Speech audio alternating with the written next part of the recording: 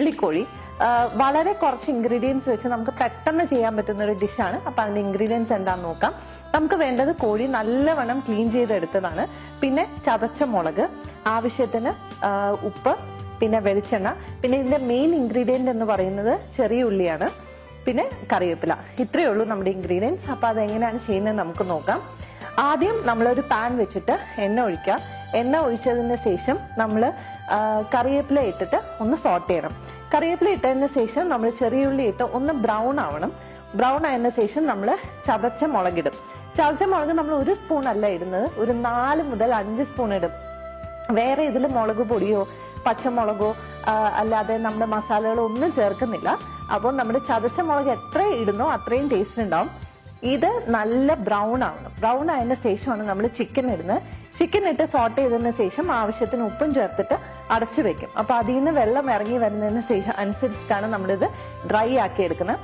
അപ്പൊ അതെങ്ങനെയാ ചെയ്യുന്നത് നമുക്കിപ്പോ നോക്കാം.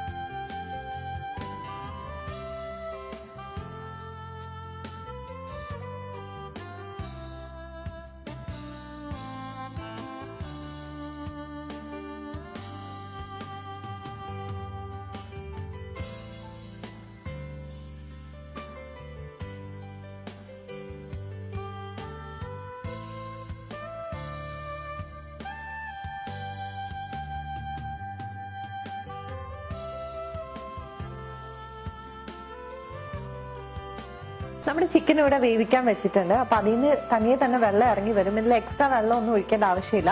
വെള്ളം ഇറങ്ങി വന്ന് നല്ല വറ്റണം. വറ്റിയിട്ട് നമ്മൾ ഡ്രൈ ആക്കി എടുക്കുക ചെയ്യുന്നത്. അപ്പൊ നമുക്കത് കുക്ക് ആവുന്നവരെ വെയിറ്റ് ചെയ്യാം. അപ്പൊ നമ്മുടെ ഇവിടെ ചിക്കൻ ഏകദേശമായി വെള്ളമൊക്കെ നല്ലോണം വറ്റിയിട്ടുണ്ട്. ഇത് വറ്റി കഴിയുമ്പോൾ എണ്ണ ഇങ്ങനെ തെളിഞ്ഞു വീഴും. അതാണ് ഏറ്റവും കറക്റ്റ് ടൈം. പിന്നെ എത്രത്തോളം നിങ്ങൾക്ക് ഫ്രൈ ആവണം അത്രയും സമയം ഇത് ചെയ്യാം. അത് നല്ല ഫ്രൈ ആയിട്ട് എടുക്കാം. എന്നിട്ട് ഒന്ന് റെഡിയാകുമ്പോൾ നമുക്കിതൊരു സർവിങ് ഡിഷിലേക്ക് മാറ്റാം.